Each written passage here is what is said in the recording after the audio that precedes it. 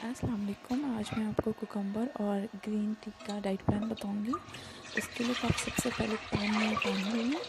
मैं ज़्यादा इसलिए बना रही हूँ क्योंकि मैं इसको पूरा दिन यूज़ करूँगी।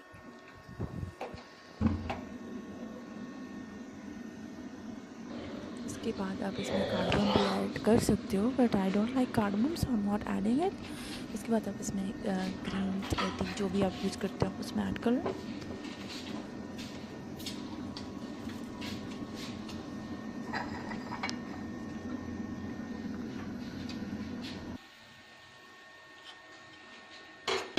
Then we will add lemons.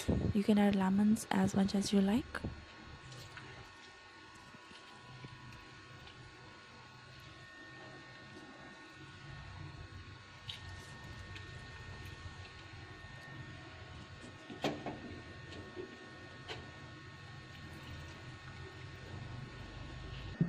उसके बाद आप इसको दिन में 3 दफ़ा खाने से आधा घंटा पहले पी लीजिए और इंशाल्लाह आपका वेट बहुत जल्दी लूज़ कर लेंगे आप अपने वेट को।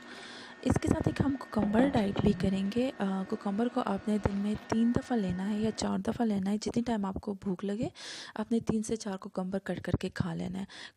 खाने से आपने अवॉइड करना है, कोशिश करनी है कि आप पूरा दिन कोई कार्ब ना लें। जब आपको भूख लगे आप जाके कुकम्बर खा लें।